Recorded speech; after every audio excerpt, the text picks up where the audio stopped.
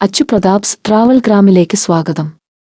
ഇത് ഹെസരഘട്ട തടാകത്തിന്റെ യാത്രയുടെ 2ാം അധ്യായം. ഹെസരഘട്ടയുടെ ഈ ശാന്തതയുടെ പിന്നിൽ ഇനിയും പറയാത്ത കഥകളുണ്ട്. കാലം മറച്ചുവെച്ച ചരിത്രമുണ്ട്. കണ്ടെത്താൻ കാത്തിരിക്കുന്ന സൗന്ദര്യമുണ്ട്. ഇത് 2ാം ഭാഗം. യാത്ര തുടരുന്നു. ഹെസരഘട്ട തടാകം സന്ദർശിക്കാൻ ഏറ്റവും അനുയോജ്യമായ സമയം ഒക്ടോബർ മുതൽ മാർച്ച് വരെയുള്ള മാസങ്ങളാണ്. ആ സമയത്ത് ഇവിടെ കാറ്റിന് തണുപ്പായിരിക്കും, ആകാശം തെളിഞ്ഞതായിരിക്കും, തടാകത്തിന്റെ ചുറ്റുപാടുകൾ നിറയുന്നത് അനവധി പക്ഷികളുടെ സാന്നിധ്യത്താലായിരിക്കും.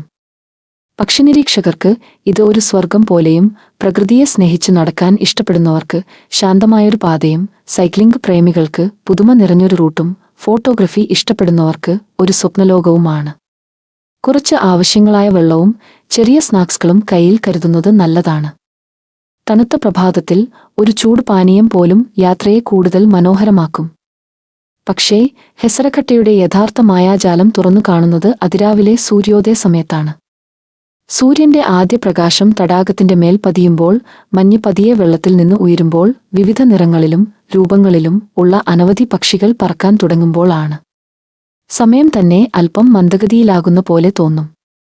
ചുറ്റും കേൾക്കുക പ്രകൃതിയുടെ സ്വന്തം സംഗീതം മാത്രം. മറക്കാനാകാത്ത ഒരു കാഴ്ച, മനസ്സിൽ ഏറെ നേരം നിലനിൽക്കുന്ന ഒരു അനുഭവം. അപ്പോൾ നമ്മൾ ഏത് രീതിയിലും യാത്ര ചെയ്തു ഇവിടെ എത്തിയാലും ഹെസരഘട്ട തടാകം നഗരത്തിന്റെ ശബ്ദങ്ങളിൽ നിന്ന് അകന്നു നിൽക്കുന്ന ശാന്തതയുടെ ഒരു ലോകം നമ്മൾക്ക് സമ്മാനിക്കും. ഹെസരഘട്ട തടാകത്തിലേക്ക് ഒരു യാത്ര പ്ലാൻ ചെയ്യുന്നുണ്ടോ? അങ്ങനെയാണെങ്കിൽ ഇവിടെ എത്താനുള്ള വഴിയും അത്ര തന്നെ മനോഹരമാണ്. ബെംഗളൂരുവിൽ നിന്ന് ഏകദേശം 31 കിലോമീറ്റർ വടക്കുപടിഞ്ഞാറായാണ് ഹെസരഘട്ട തടാകം സ്ഥിതി ചെയ്യുന്നത്. ട്രാഫിക്കിനെ ആശ്രയിച്ച് കാറിലും ടാക്സിയിലും ബൈക്കിലും അല്ലെങ്കിൽ സ്കൂട്ടറിൽ എത്താൻ സാധാരണയായി ഏകദേശം 1 മണിക്കൂർ സമയം വേണ്ടിവരും. NH 75 വഴിയോ അല്ലെങ്കിൽ ഹെസരഘട്ട മെയിൻ റോഡ് വഴിയോ യാത്ര ചെയ്യാം. ഇരുവഴികളും മനസ്സിനെ ശാന്തമാക്കുന്ന യാത്രയാണ് സമ്മാനിക്കുന്നത്. നഗരത്തിന്റെ തിരക്കുകൾ പതിയെ പിന്നിലാകുമ്പോൾ പച്ചപ്പും തുറന്ന ആകാശവും നിറഞ്ഞ ഗ്രാമപ്രദേശങ്ങൾ നിങ്ങളെ ഈ തടാകത്തിന്റെ നിശബ്ദതയിലേക്ക് കൂട്ടിക്കൊണ്ടുപോകും. തടാകത്തിന് സമീപം എത്തിയാൽ ബുദ്ധിമുട്ടുകളൊന്നുമില്ലാതെ റോഡ് സൈഡ് പാർക്കിംഗ് സൗകര്യവും ലഭ്യമാണ്. പബ്ലിക് ട്രാൻസ്പോർട്ടിലാണ് യാത്രയെങ്കിൽ BMTC ബസുകൾ മികച്ചൊരു ഓപ്ഷനാണ്. മജസ്റ്റിക്, സാറ്റലൈറ്റ്, ശാന്തിനഗർ, ശിവാജിനഗർ പോലുള്ള പ്രധാന ബസ് സ്റ്റാൻഡുകളിൽ നിന്ന് ഹെസരഘട്ടയിലേക്ക് സർവീസുകൾ ലഭ്യമാണ്. ഹെസരഘട്ട ക്രോസ്, ഹെസരഘട്ട ബസ് സ്റ്റാൻഡ് എന്നിവയാണ് ഏറ്റവും അടുത്ത സ്റ്റോപ്പുകൾ. അവിടെ നിന്ന് തടാകത്തിലേക്ക് നടക്കാൻ വെറും 12 മിനിറ്റ് മാത്രം. സൈക്ലിംഗ് പ്രേമികൾക്കായി ഇത് ബെംഗളൂരുവിലെ ഏറ്റവും ഇഷ്ടപ്പെട്ട റൂട്ടുകളിൽ ഒന്നാണ്. സെൻട്രൽ ബെംഗളൂരുവിൽ നിന്ന് ഹെസരഘട്ടയിലേക്കുള്ള 31 കിലോമീറ്റർ ദൂരം, പ്രത്യേകിച്ച് ഹെസരഘട്ട മെയിൻ റോഡ് വഴി പോകുന്ന യാത്ര രാവിലെ സൂര്യപ്രകാശത്തിൽ അതിസുന്ദരമായൊരു അനുഭവമാകും. കാറിൽ ആയാലും ബസിൽ ആയാലും ബൈക്കിൽ ആയാലും സ്കൂട്ടറിൽ ആയാലും അല്ലെങ്കിൽ സൈക്കിൾ ആയാൽ പോലും ഹെസരഘട്ടയിലേക്കുള്ള യാത്ര അവസാനം നിങ്ങളെ കാത്തിരിക്കുന്ന തടാകത്തിന്റെ ശാന്തതയെ പോലെ തന്നെ മനസ്സിനെ സമാധാനപ്പെടുത്തുന്ന ഒന്നാണ്. ഹെസരഘട്ട തടാകത്തിന്റെ കഥയ്ക്ക് കേരളവുമായി ഒരു നിശബ്ദവും ശക്തവുമായ ബന്ധമുണ്ടെന്ന് നിങ്ങൾക്കറിയാമോ? 19ാം നൂറ്റാണ്ടിന്റെ ആരംഭകാലത്ത് തഞ്ചാവൂർ ജില്ലയിലെ ഗണപതി അഗ്രഹാരത്തിൽ നിന്ന് ഗൗരിശേഷൻ ഭട്ട് എന്നയാൾ യാത്ര തിരിച്ചു. അദ്ദേഹത്തിന്റെ ലക്ഷ്യം കേരളത്തിലെ പാലക്കാട് ജില്ലയിലെ പുതൂരിനടുത്തുള്ള കുമാരപുരം എന്ന ശാന്തമായ ഗ്രാമമായിരുന്നു. അവിടെ 1845 ജൂൺ 1 ജനിച്ച അദ്ദേഹത്തിന്റെ കൊച്ചുമകൻ പിന്നീട് ബെംഗളൂരു നഗരം വെള്ളം കുടിക്കുന്ന രീതിയെ തന്നെ മാറ്റിമറിക്കാൻ പോകുന്ന ഒരാൾ ആയിരുന്നു. അദ്ദേഹത്തിന്റെ പേര് കുമാരപുരം ശേഷാദ്രി അയ്യർ. പിന്നീട് ഇന്ത്യ മുഴുവൻ ആദരവോടെ വിളിച്ച പേര് സർ കെ ശേഷാദ്രി അയ്യർ. 1883 ഫെബ്രുവരി 12 ചെട്ടിപ്പുണ്യം വീരവള്ളി റംഗാചാർലുവിനെ പിന്തുടർന്ന് മൈസൂരിന്റെ ദിവാനായി അദ്ദേഹം ചുമതലയേറ്റു. ചാമരാജേന്ദ്ര വൊഡയാർ 10ാമന്റെ ഭരണകാലത്ത് ദൂരദർശനവും വികസന സ്വപ്നങ്ങളും ചേർന്നൊരു നേതാവായി അദ്ദേഹം മാറി. അദ്ദേഹത്തിന്റെ നേതൃത്വത്തിലാണ് ഹെസരഘട്ട തടാകം ബെംഗളൂരുവിന്റെ ജീവനാഡിയായി മാറിയത്. കല്ലുകളും യന്ത്രങ്ങളും കൊണ്ട് മാത്രം പണിത ഒരു പൈതൃകം അല്ല. അത് പാലക്കാടിന്റെ ചുവന്ന മണ്ണിൽ നിന്ന് മൈസൂരിന്റെ ഹൃദയത്തിലേക്ക് നീണ്ടുപോയ വേരുകളാൽ നിർമ്മിതമായ ഒരു പാരമ്പര്യം. ചരിത്രത്തിന്റെ നൂലുകൾ ചിലപ്പോൾ ഇങ്ങനെ നിശബ്ദമായി സംസ്ഥാനങ്ങളെയും കാലങ്ങളെയും ബന്ധിപ്പിക്കും. കേരളത്തിലെ ഒരു ചെറിയ ഗ്രാമത്തിൽ നിന്ന് കർണാടകത്തിലെ ഒരു മഹത്തായ തടാകത്തിലേക്ക് സ്വപ്നം കാണാൻ ധൈര്യപ്പെട്ട ദൂരദർശികളായ സർ ശേഷാദ്രി അയ്യർ പോലുള്ളവരുടെ കഥകളെ കൂട്ടിക്കൊണ്ട് ചില യാത്രകളിൽ ലക്ഷ്യസ്ഥാനത്തേക്കാൾ മനോഹരമാണ് അവിടേക്കുള്ള വഴി. ഹെസരക്കട്ടയിലേക്കുള്ള വഴി അത്തരമൊരു യാത്രയാണ്. പ്രകൃതിയുടെ മൃദുവായ ചൂളമൊഴികൾക്കിടയിൽ പച്ചപ്പിന്റെ വിശാലതകളിലൂടെ മൃദുവായ കാറ്റിന്റെ സ്പർശത്തോടൊപ്പം ഗ്രാമങ്ങളുടെ നിശബ്ദമായ സ്പന്ദനങ്ങൾ നിങ്ങളെ പതിയെ ലക്ഷ്യസ്ഥാനത്തേക്ക് കൈപിടിച്ചു നടത്തും. ബെംഗളൂരുവിന് സമീപം ഇന്നും നിലനിൽക്കുന്ന അവസാനത്തെ പുൽമേടുകളിൽ ഒന്നിന്റെ അരികിലാണ് ഹെസരഘട്ട തടാകം സ്ഥിതി ചെയ്യുന്നത്. പ്രകൃതി ഇന്നും സ്വതന്ത്രമായി ശ്വസിക്കുന്ന ഒരു അഭയകേന്ദ്രം. മനുഷ്യന്റെ തിരക്കുകൾ തൊടാത്ത, അടക്കമില്ലാത്ത അതിസുന്ദരമായൊരു ലോകം.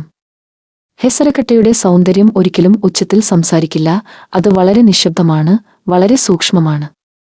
വെള്ളത്തിന്മേൽ സൂര്യപ്രകാശം മിന്നിമറയുന്ന ആ നിമിഷങ്ങളിൽ, രാവിലെ കാറ്റിനെ കീറി കടന്നുപോകുന്ന ചിറകുകളുടെ മൃദുസ്വരത്തിൽ, അവിടെയാണ് ഈ തടാകത്തിന്റെ യഥാർത്ഥ ഭംഗി ഒളിഞ്ഞിരിക്കുന്നത്. വേനലിന്റെ കനത്ത ചൂടിലും ജലം പിന്നോട്ട് മാറി തടാകത്തിന്റെ അടുത്തിട്ട് തെളിഞ്ഞു കിടക്കുമ്പോഴും ജീവൻ ഇവിടെ ഒരിക്കലും നിശ്ചലമാകുന്നില്ല. ചെറിയ ബുഷ്ലാർക്കുകൾ മുതൽ ആകാശത്ത് ഭംഗിയായി വട്ടമിട്ട് പറക്കുന്ന ബ്രാഹ്മിനി കൈറ്റുകൾ വരെ 2000-ലധികം ജലപക്ഷികൾക്ക് ഇവിടെ ഒരു വീടുണ്ട്, അല്ലെങ്കിൽ കുറഞ്ഞത് ഒരു വിശ്രമസ്ഥലമെങ്കിലും. 29-ലധികം സ്ഥിര താമസമുള്ള പക്ഷിവർഗങ്ങളെ ഹെസരക്കട്ട സംരക്ഷിച്ചു നിൽക്കുന്നു. ഓരോ ശീതകാലത്തും ദൂരദേശങ്ങളിൽ നിന്ന് ചിറകുള്ള അതിഥികളും എത്താറുണ്ട്. സ്പോട്ടഡ് ഈഗിളുകൾ, ഹാരിയേഴ്സ്, ഷോവെല്ലേഴ്സ്, പിൻഡെയിൽസ്, അങ്ങനെ അനവധി ദേശാടന പക്ഷികൾ. അവയുടെ മനോഹരമായ പറക്കലുകൾ കൊണ്ട് ആകാശം തന്നെ ജീവിക്കുന്നൊരു ചിത്രമായി മാറും. പക്ഷിനിരീക്ഷകർക്കും ഫോട്ടോഗ്രാഫർമാർക്കും പ്രകൃതിയുടെ താളത്തിൽ സ്വയം നഷ്ടപ്പെടാൻ ആഗ്രഹിക്കുന്ന ഏവർക്കും ഇത് ഒരു സ്വർഗമാണ്. ഈ വഴികളിലൂടെ നിങ്ങൾ എടുക്കുന്ന ഓരോ ചുവടും, ക്യാമറയിൽ പകർത്തുന്ന ഓരോ ഫ്രെയിമും ജീവിതത്തിന്റെയും അതിജീവനത്തിന്റെയും നിശബ്ദതയുടെയും കഥകൾ പറയുന്നു. ഒരിക്കലും മന്ദഗതിയിലാകാത്ത ഈ ലോകത്തിൽ ഹെസരഘട്ട തടാകം നിങ്ങളെ ക്ഷണിക്കുന്നത് ഒരു ചെറിയ ഇടവേളയ്ക്കാണ്. ഒന്ന് നിൽക്കാൻ, ഒന്ന് കേൾക്കാൻ, ഒന്ന് ശരിക്കും കാണാൻ. നന്ദി ഹിൽസിന് മുകളിലൂടെ മഴക്കാലത്ത് മേഘങ്ങൾ ഇരുണ്ടുകൂടുമ്പോൾ ഹെസരഘട്ട തടാകത്തിന്റെ ജലസേചന മേഖലയിലുടനീളം അദ്ഭുതകരമായ ഒരു കാഴ്ച അരങ്ങേറുന്നു. 184ഓളം തടാകങ്ങളിൽ നിന്ന് മഴവെള്ളം കുതിച്ചൊഴുകി എത്തുന്നു. പ്രകൃതിയുടെ ശക്തമായ ഒരു സംഗീതവിരുന്നുപോലെ അത് ഹെസരഘട്ട റിസർവോയറിനെ നിറയ്ക്കുന്നു. പക്ഷേ ഓരോ സൗന്ദര്യത്തിനും അതിൻ്റേതായ വെല്ലുവിളികളുണ്ട്. ജലനിരപ്പ് അപകടകരമായി ഉയരുമ്പോൾ പ്രളയഭീഷണി സമീപഗ്രാമങ്ങളെയും കൃഷിയിടങ്ങളെയും ആശങ്കയിലാഴ്ത്തി. അത്തരമൊരു വെല്ലുവിളിയെ നേരിടാൻ മുന്നോട്ടുവന്നത് ഇന്ത്യൻ സിവിൽ എഞ്ചിനീയറിംഗിന്റെ പിതാമഹന്മാരിൽ ഒരാളും മഹാനായ ഭരണാധികാരിയും രാഷ്ട്രതന്ത്രജ്ഞനുമായ സർ മോക്ഷഗുണ്ടം വിശ്വേശ്വരയ്യായിരുന്നു. 1912-ൽ കൃഷ്ണരാജ വൊഡയാർ നാലാമന്റെ ഭരണകാലത്ത് മൈസൂരിന്റെ ദിവാനായി ചുമതലയേറ്റ അദ്ദേഹം ഇന്ത്യ ഇതുവരെ കണ്ടിട്ടില്ലാത്ത ഒരു വിപ്ലവകരമായ ആശയം അവതരിപ്പിച്ചു. ഒരു വാതിലും ഇല്ല, മാനുവൽ നിയന്ത്രണങ്ങളും ഇല്ല, യന്ത്രങ്ങളുടെ സഹായവുമില്ല. വെറും എഞ്ചിനീയറിംഗ് പ്രതിഭ മാത്രം. അത് ആയിരുന്നു വോള്യൂട്ട് സൈഫൺ സ്പിൽവേ. പുറമേ നോക്കുമ്പോൾ സാധാരണ ഒരു നിർമ്മിതി പോലെ തോന്നാമെങ്കിലും മഴക്കാലത്ത് തടാകം നിറയാൻ തുടങ്ങുമ്പോൾ ഈ നിശബ്ദ കാവൽക്കാരൻ ഉണരുന്നു. അലാറം ഇല്ല, ലിവറുകളും ഇല്ല. ഗുരുത്വാകർഷണത്തിന്റെയും ജലസമ്മർദ്ദത്തിന്റെയും ശക്തി മാത്രം. തലകീഴായ ഇംഗ്ലീഷ് യു അക്ഷരത്തിന്റെ ആകൃതിയിലുള്ള ഈ സംവിധാനത്തിന്റെ വളഞ്ഞ പ്രവേശന ഭാഗത്തിലേക്ക് വെള്ളം കടക്കുന്നു. ജലനിരപ്പ് ഉയരുന്നതിനനുസരിച്ച് സൈഫണിനുള്ളിലെ വായു പുറത്തേക്ക് തള്ളപ്പെടുന്നു. അങ്ങനെ ഒരു വാക്വം രൂപപ്പെടുന്നു. അതിനുശേഷം ആരംഭിക്കുന്നത് സ്വയം പ്രവർത്തിക്കുന്ന ശക്തമായ ഒരു പ്രവാഹം. അസാധാരണമായ വേഗത്തിൽ വെള്ളം സ്പിൽവേയിലൂടെ കുതിച്ചുപായുന്നു, അണക്കെട്ട് കടന്ന് താഴേക്കൊഴുകുന്നു, ഒരു യന്ത്രവുമില്ലാതെ, ഒരു മനുഷ്യന്റെ ഇടപെടലുമില്ലാതെ. റിസർവോയർ അപകടനിലയിലെത്തുന്ന നിമിഷം തന്നെ അധികജലം സ്വയമേ പുറത്തേക്ക് ഒഴുക്കുന്ന ഈ സംവിധാനം 100-ലധികം വർഷങ്ങൾക്ക് മുമ്പ് സമീപഗ്രാമങ്ങളെയും കൃഷിയിടങ്ങളെയും പ്രളയത്തിൽ നിന്ന് സംരക്ഷിച്ച ജീവൻരക്ഷാ സാങ്കേതികവിദ്യയായിരുന്നു. ഈ അദ്ഭുതത്തിന്റെ പിന്നിൽ നിന്നത് ഒരൊറ്റ മനുഷ്യന്റെ ദർശനമായിരുന്നു.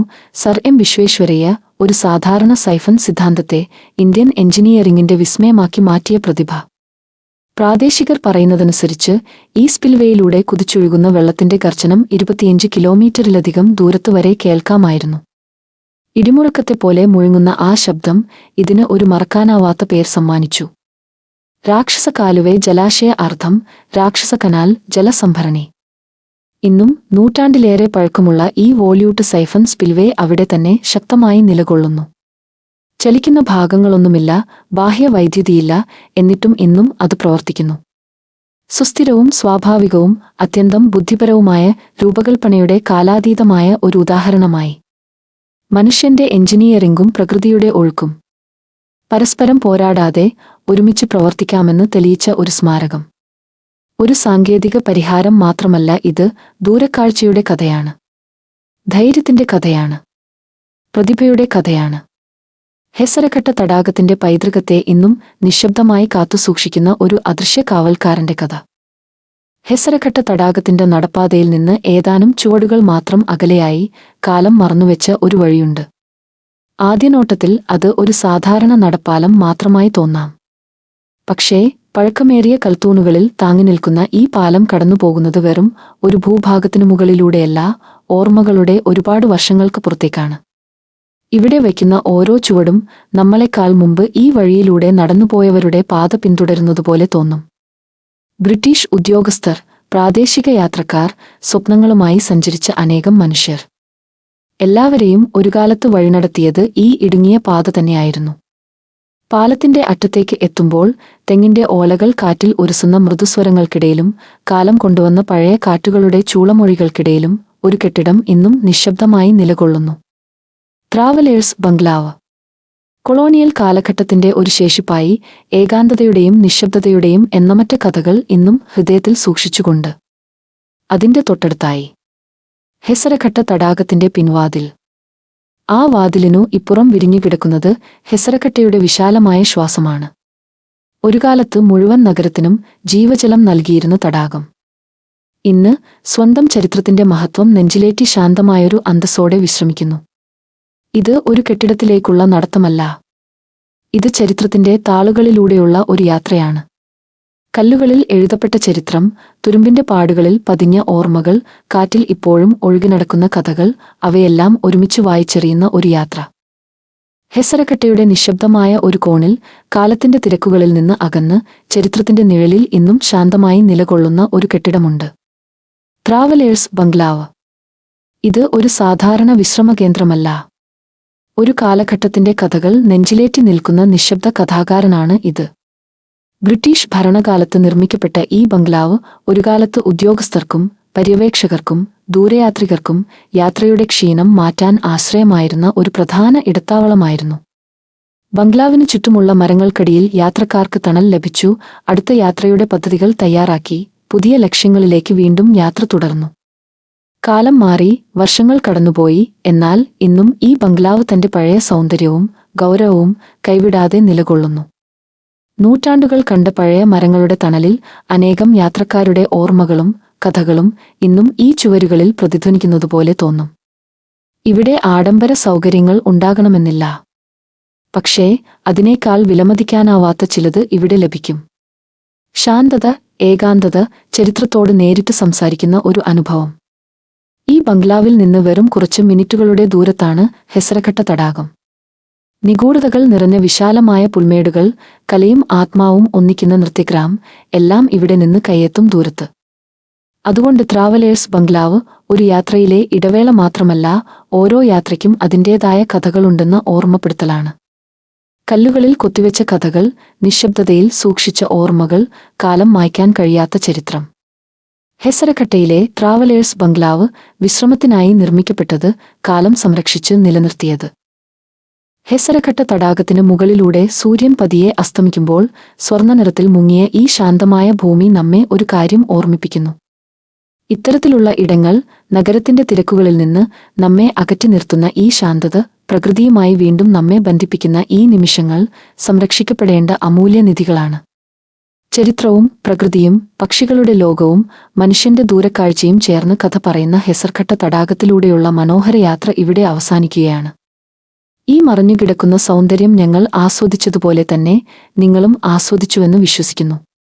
ഈ വീഡിയോ നിങ്ങൾക്ക് ഇഷ്ടപ്പെട്ടെങ്കിൽ ലൈക്ക്, കമന്റ്, ഷെയർ, സബ്സ്ക്രൈബ് ചെയ്യുക. നോട്ടിഫിക്കേഷൻ ബെല്ലും ഓൺ ചെയ്യാൻ മറക്കരുത്. കാരണം ഇനിയും കാണാൻ മനോഹരമായ സ്ഥലങ്ങളും കേൾക്കാൻ കാത്തിരിക്കുന്ന യാത്രാകഥകളും അറിയപ്പെടാതെ കിടക്കുന്ന ചരിത്രങ്ങളും നമ്മുടെ അടുത്ത യാത്രകളിൽ നിങ്ങളെ കാത്തിരിക്കുന്നു. അപ്പോൾ അടുത്തൊരു മനോഹര ലക്ഷ്യസ്ഥാനത്ത് പുതിയൊരു കഥയുമായി വീണ്ടും കണ്ടുമുട്ടാം. ഇത് അച്ചു പ്രതാപ്സ് ട്രാവൽ ഗ്രാം. നന്ദി, നമസ്കാരം.